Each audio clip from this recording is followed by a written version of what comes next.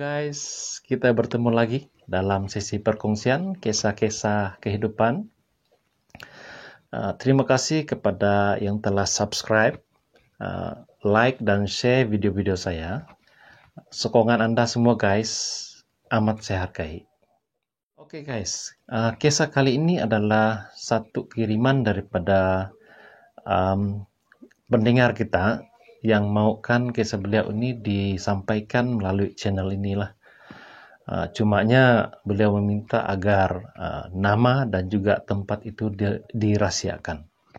Sebelum itu saya perlu memohon maaf kepada keluarga yang terlibat dalam kisah ini, sama ada secara langsung atau tidak langsung, karena perkongsian kali ini bukanlah sesuatu yang ingin membuka aib, tetapi perkongsian untuk panduan ataupun pedoman hidup bagi saya sendiri dan juga rekan-rekan pendengar yang lain lah.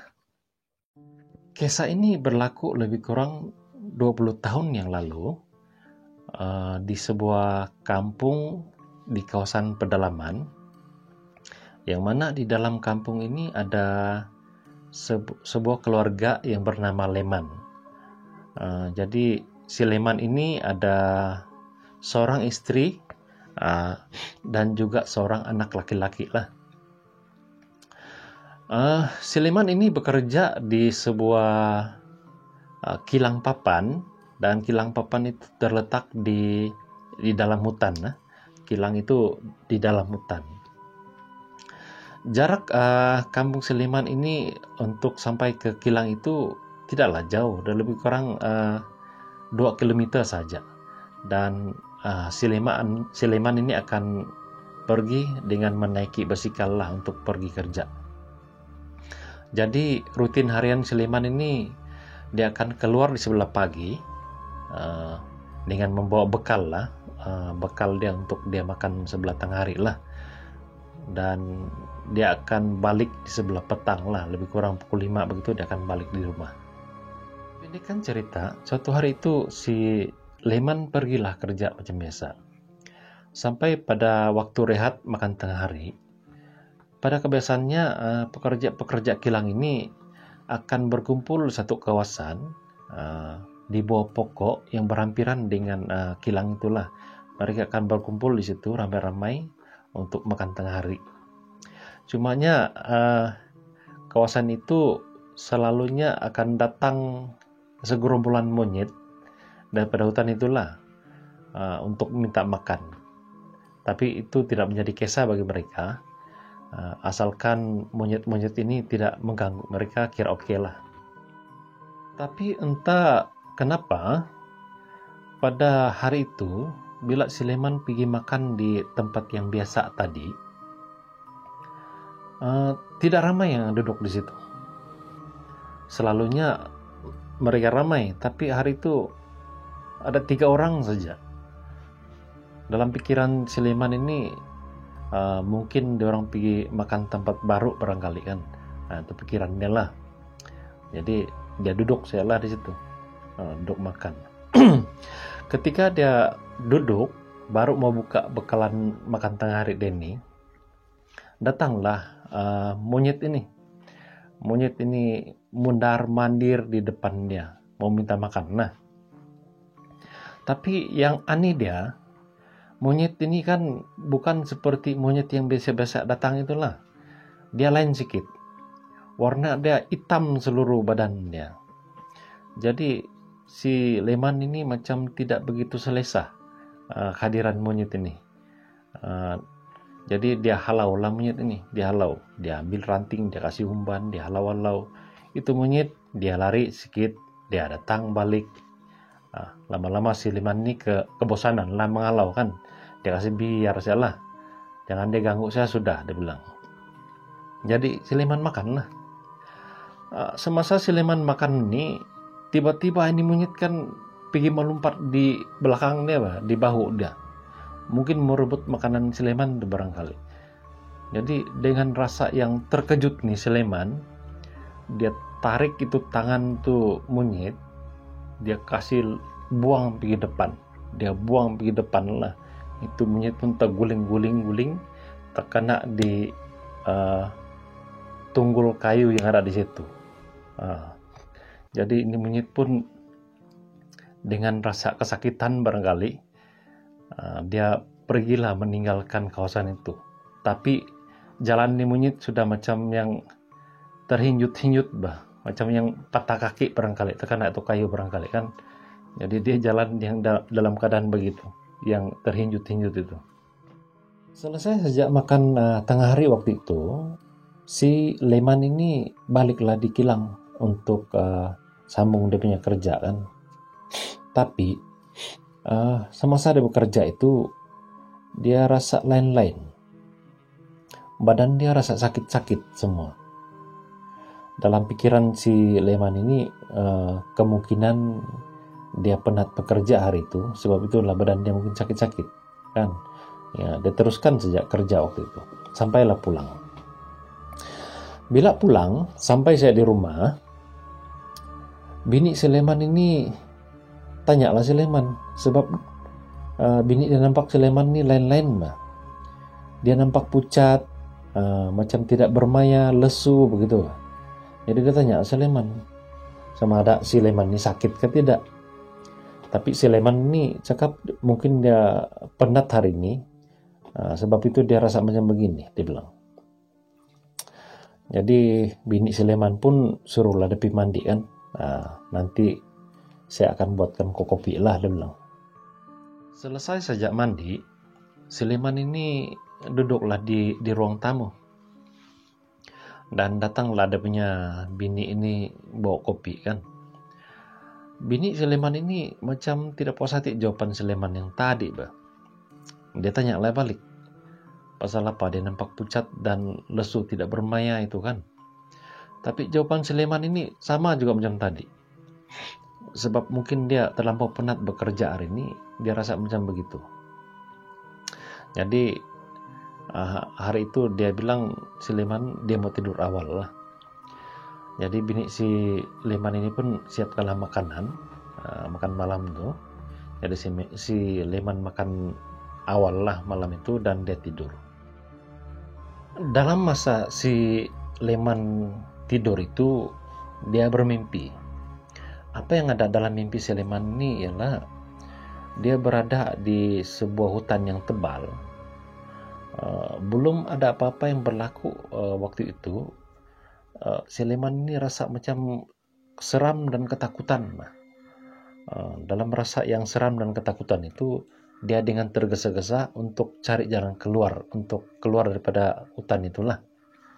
Semasa dia ingin cari jalan keluar itu, dia berhenti di satu tempat. Kenapa dia berhenti guys? Sebab di depan dia ada satu lembaga. Lembaga itu ialah seekor monyet yang sangat besar. Dan monyet ini pun bercakaplah sama si si Leman dalam mimpi itu. Dia bilang, nih monyet, kenapa kau kasih sakit anak saya? Dia bilang begitu. Si Leman ini tak bingung kan, apa ini monyet cakap, dia bilang kan. Itu monyet cakaplah satu kali. Kenapa kau kasih sakit anak saya tadi petang? Dia bilang. Bila dia sudah cakap begitu, si Leman teringatlah yang dia pernah kasih ampas itu monyet hitam tadi petang kan, masa dia makan itu. Bila dia teringat tu peristiwa kan, dia bergegar-gegar, terus dia teriak-teriaklah dalam mimpi itu. Tidak lama selepas itu dia kena kasih kejut oleh dia punya bini kan, sebab dia teriak-teriak dalam mimpi. Kita bangun lah, itu bini dia sebelah kan, dia kasih bangun lah si dia punya laki ini. Bila sudah terbangun si Leman ini, bini dia tanya, kenapa kau? Dia bilang. Jadi si Leman kasih tahu lah yang pasal mimpi dia. Bini si Leman ini dia bilang, apa yang kau buat tadi ini sampai kau termimpi-mimpi ini, dia bilang. Jadi si Leman pun baru buka cerita pasal peristiwa yang masa ada di kilang tadi, yang masa ada yang makan itu kan. Dia kasih tahu lah dia punya bini ini. Jadi bini si Leman ini tidak berapa ambil kisah tentang peristiwa itu, sebab mungkin Dia rasa si Leman ini penat saja nih.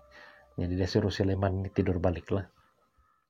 Pagi dia, seperti biasa si Leman ini bersiap-siap lah untuk pergi kerja. Bini dia di dapur kasih siap dia punya bekalan untuk dia bawa pergi kerja lah. Tapi si Leman di waktu itu dia lain-lain dia punya keadaan. Dia sekejap duduk sini, sekejap dia duduk sana. Dia tidak tahu apa mau buat. Jadi bini dia ini perasan lah kelakuan dia yang ganjil itu. Dia tanya dia punya laki. Kenapa kau? Dia bilang. Si Leman cakap, dia bilang, saya rasa lain-lain hari ini. Dia bilang. Jadi bini dia bilang, tidak payahlah kau pergi kerja hari ini. Dia bilang. Tidak, saya mau pergi kerja juga. Sayang itu, dia bilang. Si Leman. Tapi tidak lama si Leman cakap dia tidak mau pergi kerja. Sekejap lagi dia cakap dia mau pergi kerja. Macam yang bingung-bingung sama dia. Jadi bini si Leman ini kasih putus lah. Hari ini tidak payahlah kau kerja, kau berehat saja, dia bilang. Jadi dia suruh lah si Leman tidur balik. Dia tidur balik lah. Sementara ini bini dia buat kerja-kerja di dapur lah. Ketika tidur itu si Leman ini mimpi balik. Mimpi dia lebih kurang macam mimpi dia tadi malam lah. Cuma dalam mimpi ini dia tidak tergesa-gesa untuk keluar daripada hutan tebal itu. Dia cuma berjalan lah. Dan semasa dia berjalan ini si Leman terberhenti sekejap sebab di depan dia ada satu lembaga. Apa itu lembaga? Lembaga yang sama yang dia jumpa dalam mimpi dia yang pertama itu. Yaitu seekor monyet yang besar. Cuma kali ini di sebelah monyet itu ada seorang tua yang pakai jubah lah. Orang tua sama yang monyet ini kan dia tidak pandang si Leman. Si Leman berhenti di situ dari jauh. Tiba-tiba monyet yang besar ini sama orang tua ini serentak pandang dia begitu Pak, dengan muka yang marah. Si Leman pun terkejut. Dia teriak dalam mimpinya. Bila dia teriak itu, bini dia yang ada di dapur itu terkejut lah. Dia berlari lah pergi tempat si Leman. Ditanya kenapa dia teriak, dia bilang. Si Leman pun kasih cerita balik. Yang pasal itu mimpi dia lah. Di situ bini dia sudah rasa lain-lain. Apa sudah kena sama laki dia ini kan, dia bilang. Dalam pikirannya satu kali lagi dia begini, dia akan panggil orang-orang pandai lah untuk pergi kasih obat si Leman ini. Jadi bini dia suruh si Leman ini berehat dulu lah. Kasih berehat dulu. Sementara dia sambung demi kerja-kerjaan. Kurang pukul 2 pada waktu itu, 2 petang, ketika bini si Leman ini tengah membuat kerja-kerja rumah,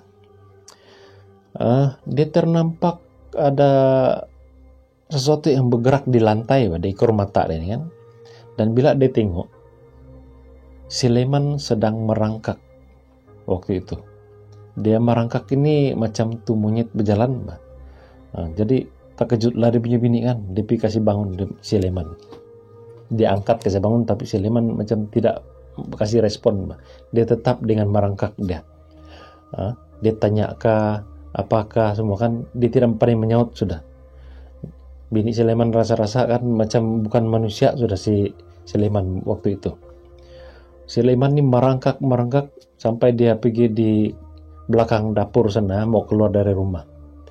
Dia tidak tahu mau buat apa sudah ini bini si Leman. Dia panggil orang-orang kampung yang dekat di rumah dia orang sana itu, panggil minta tolong kan.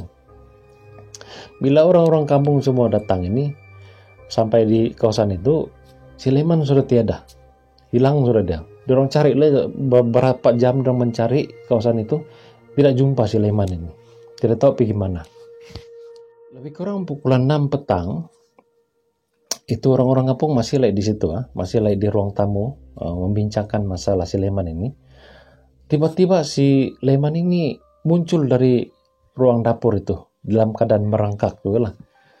Jadi orang-orang kampung yang ada di situ terkejut, terus dorong pergi serbu si Leman ini, tangkap dia, orang kasih duduk di bangku lah, di cushion yang ada di situ. Dia berhabis tanya begini, si Leman tidak pernah menyaut sudah. Dia macam tuh, kelakuan dia macam tuh monyet betul-betul bah. Dia duduk di bangku pun bukan duduk di bangku, tapi dia mencangkung sudah, mencangkung di bangku. Jadi orang-orang kampung sana ada beberapa orang pegang dia supaya dia tidak lari lah. Jadi orang-orang kampung sini pun heran apa yang berlaku sama si Leman begini. Jadi bini si Leman pun ceritalah dari awal kejadian itu sampai dalam keadaan seperti itu. Ramai juga orang-orang kampung situ berpendapat kelakuan si Leman ini sudah bukan lagi manusia, Pak. Dia macam monyet sudah. Ramai yang cakap dia macam monyet sudah, dia punya kelakuan. Dipendekkan cerita, keadaan si Leman masih tidak berubah. Dia masih tetap seperti itu. Dia dikawal oleh bini dan anak dia lah, supaya dia tidak keluar daripada rumah. Tetapi ada kalanya ketika dia tidak dijaga ataupun anak atau bini dia terleka, si Leman ini berjaya juga keluar daripada rumah itu. Dan keluar dia kadang-kadang sebab dia tidak mau disentuh oleh siapa sudah kan, baju seluar dia buka habis bah. Jadi kadang-kadang dia merayau di kampung-kampung dalam keadaan yang bogel itulah. Jadi orang-orang kampung sini bukannya gelik jijik tapi orang rasa kasihan bah tentang keadaan si Leman ini. Jadi orang-orang kampung sini pun buat kesepakatan dengan keluarga si Leman ini agar si Leman ini dikurung lah, supaya dikurungkan satu tempat yang khas supaya dia tidak keluar di sana sini dalam keadaan yang mengaibkan itulah, yang telanjang itu kan. Jadi orang-orang kampung sini pun membuat satu macam reban lah kan, macam kandang di belakang rumah si Leman. Tapi kandang dia kira bersih lah, sesuai dengan tempat manusia lah. Cuma dia boleh dilihat dari luar begitu. Jadi si Leman ini pun ditempatkan dalam kandang itu. Keadaan si Leman seperti monyet ini berlangsung sehingga 5 tahun. Sudah di pelbagai cara dibuat, dipanggillah dukun apa semualah sudah kena buat, tapi tidak juga ada perubahan. Sehinggalah pada suatu hari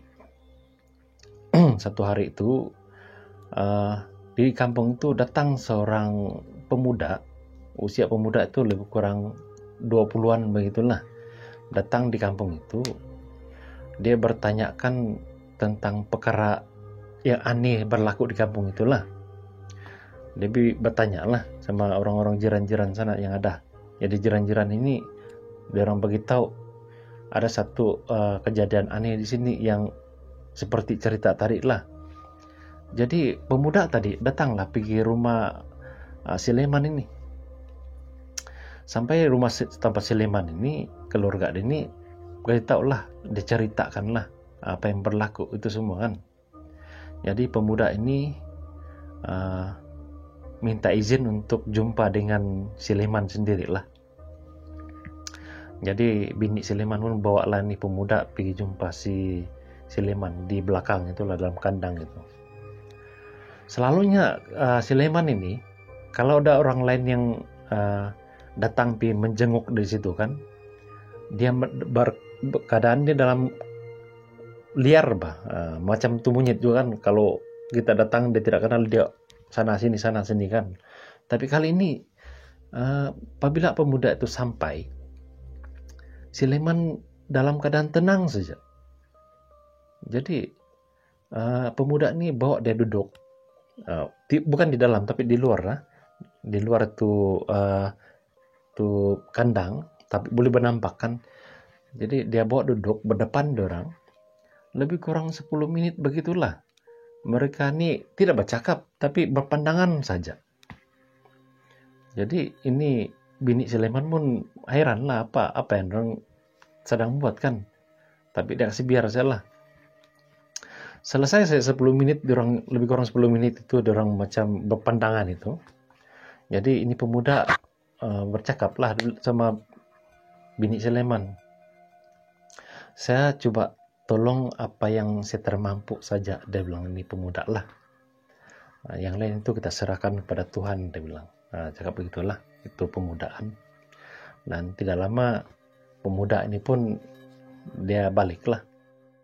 Lebih kurang pukul 6 petang waktu itu, selepas pemuda itu baliklah. Di ketika bini Sleman dan anak dia ini sedang buat kerja-kerja rumah, tiba-tiba dorong terdengar nama dorong kena panggil. Nama dorong dipanggil oleh Sleman. Jadi dorong pun pergilah di belakang rumah itu tempat Sleman kena kurung kan. Bila sampai di situ, Sleman ini tanya lah, apa yang sudah terjadi sama saya? Dia bilang. Kenapa saya kena kurung di sini? Dia bilang. Sepanjang 5 tahun itu, Sleman ini tidak pernah disentuh oleh siapa tahu. Bahkan mandi pun dorong tidak pernah kasih mandi, dorong siram dari luar saja begitu. Jadi dia pun semasa dia hilang ingatan itu, yang dia kejadian itu, jadi rambut dia panjang, dia punya jambang panjang. Ya, di situ ditanya, kenapa rambut saya ini panjang? Dia bilang. Dia heran keadaan dia seperti itu. Jadi bini Sleman ini kan setelah beberapa lama Sleman ini tidak pernah bercakap. Tiba-tiba dia bercakap begitu. Dia beranggapan macam Sleman ini sudah kembali normal, bah. Jadi dibukakannya lah itu pintu itu. Dia kena kunci kan, membuka. Dia anak beranak sudah berpeluk-peluk. Dalam kegembiraan itu bising lah kan. Jadi dia punya jiran-jiran itu yang di kiri kanan itu semua berdatangan bisa nak tengok. Dia pun heran lah apa yang bising kan.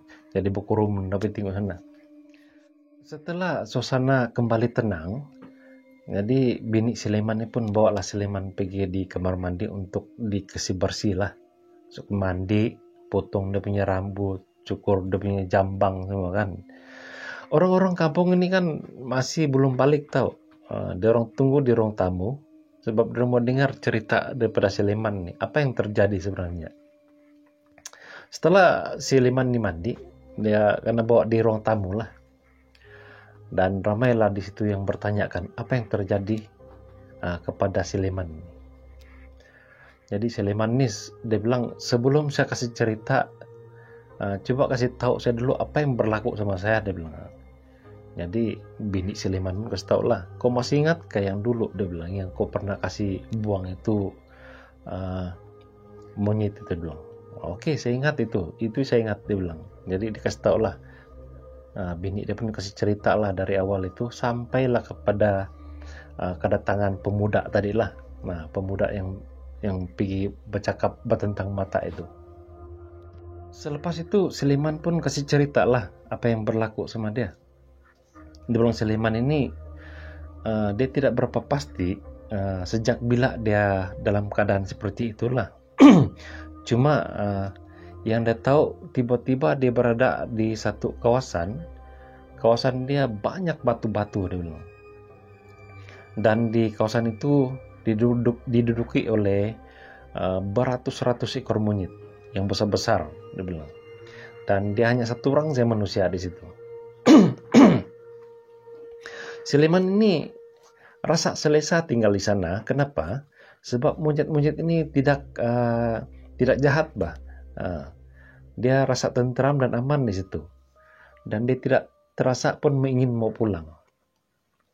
Sehinggalah pada satu hari ketika dia sedang duduk-duduk itu, datang satu orang pemuda, bah. Dia nampak satu orang pemuda dari jauh dia nampak. Jadi itulah manusia pertama yang dia nampak selama dia 10 hari di situ. Dia bilang 10 hari lah, tapi di luar mau 5 tahun sudah kan. Dia bilang selama 10 hari saya di sana, itulah manusia pertama saya nampak, dia bilang. Jadi dia panggil itu pemuda itu. Bila itu pemuda sampai, dia tanyalah, kau mau pergi mana? Dia bilang. Jadi ini pemuda bilang, saya mau cari Pak Leman, dia bilang. Kenapa kamu cari saya, dia bilang. Dia bilang, bini sama anak-anak kau sedang menunggu kau, dia bilang. Jadi si Leman ini macam terbingung-bingung kan. Dalam kebingungan itu pemuda pegang tangan si Leman, dia bawa jalan. Bila dia bawa jalan, saya dalam keadaan yang begitu saja kan. Terus si Leman ini terasa dia ada di kandang itulah. Terus saya ada di kandang itu, dia bilang. Jadi itulah kisah si Leman. Macam mana boleh kita keluar daripada alam itulah. Jadi apabila mendengar kisah si Leman ini, orang-orang kampung di sana kan banyaklah tanggapan-tanggapan dia. Orang bilang disembunyikan bunian lah, mungkin kok karena guna-guna orang lain lah, orang dengki. Jadi bini si Leman pun cakap, janganlah kita bahaskan semua itulah. Yang penting dia bilang, laki saya ini sudah balik, dia bilang. Sudah selesai lah semua, dia bilang. Saya harap tidak ada lagi kisah-kisah tuduhan-tuduhan tentang suami saya, dia bilang. Ini bini si Leman cakap lah. Jadi si Leman pun tertanya-tanya juga ini, siapakah pemuda yang membawa dia keluar daripada alam itu? Dia bertanyakan juga pada orang-orang kampung situlah, tapi satu orang pun tidak tahu dari manakah pemuda itu datang. Ramailah dia orang ini berspekulasi bahwa mungkin pemuda ini adalah wali kah ataupun malaikat kah, kan? Tapi tidak satu orang pun yang tahu. Tapi yang pasti dia mungkin diantar oleh Tuhan untuk menyelamatkan keluarga si Leman inilah. Apapun guys, banyak pengajaran yang kita dapat daripada kisah yang dikirimkan oleh rakan pendengar kita ini. Dan saya harap korang dapat menilainya dengan sendirilah. Oke guys, setakat ini pertemuan kita kali ini. Kita berjumpa lagi di next episode.